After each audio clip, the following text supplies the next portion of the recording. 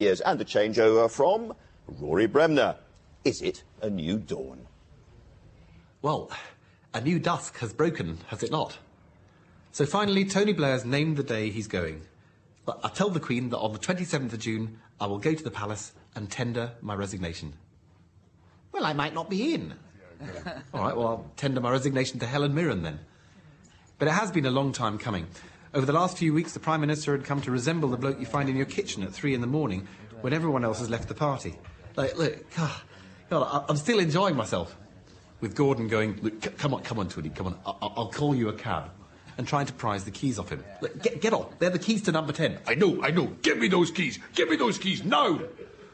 But following Thursday's resignation speech, Tony Blair's now officially into his Frank Sinatra phase. Look, this is no time for sound bites. Now, the end is near. Yeah. Well, regrets. I've got a few, but then again, too few to mention.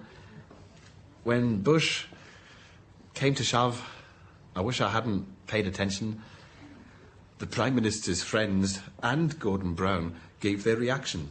Look, just look at Tony's record. 3 election victories, peace in Northern Ireland, a sound economy, a nation at ease with itself. So you see, we just couldn't go on like that. Yes, David Cameron, the speech seemed to be very well received. What did you make of it? Well, look, I think it's very easy to get all carried away by the impact of just one speech. I mean, God, look what happened to me with the Conservative Party. No, come on, look at my speech. No, really, look at it. A triumph or a self-serving load of tosh, it's your call. But just believe one thing. I did what I thought was right. Has any other Prime Minister in history ever done what they thought was right? Yeah, I doubt it. I took Britain into the 21st century, literally. On the 31st of December 1999, I literally dragged the Queen into the new millennium at the Dome. I said, yeah, isn't this a great building? She said, yes, I expect one day it'll be made into a casino. Well, I said I wouldn't bet on it. I've asked Prescott to do it. And incidentally, I just think we should spare a thought for John Prescott, because he doesn't have many of his own. He was the most loyal, most supportive, and above all, the most violent deputy anyone could ask for. Yes, John Prescott, what about the legacy?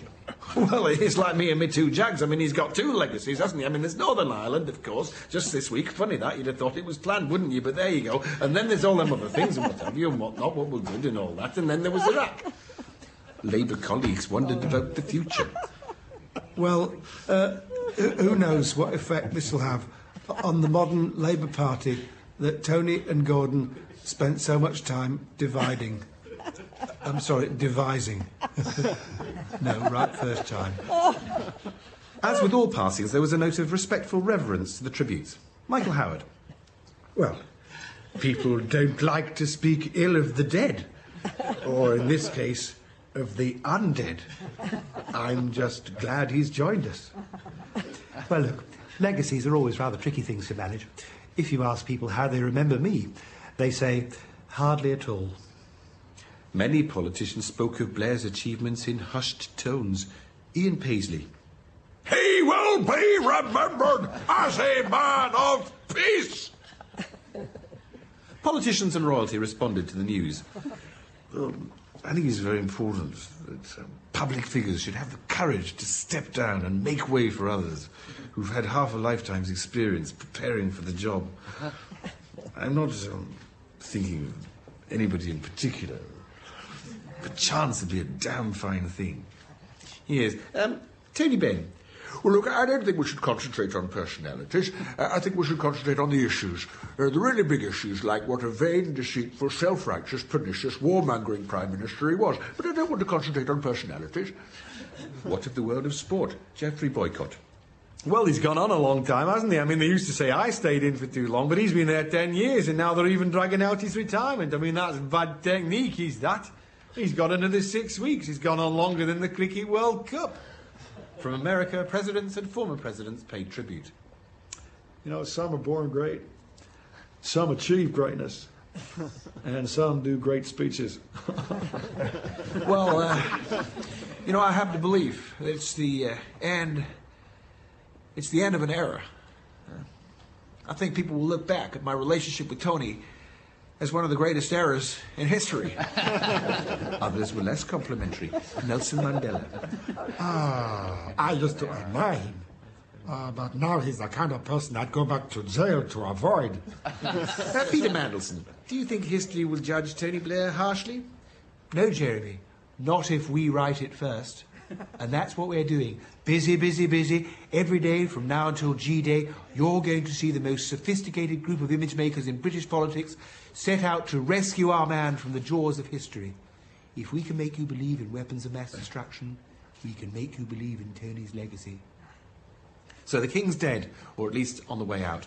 What of the new king? Yeah, we can. Like the real monarch, the Queen, nobody really knows what Gordon thinks about anything. So tight has been the political corset he's forced himself to wear for the last 10 years.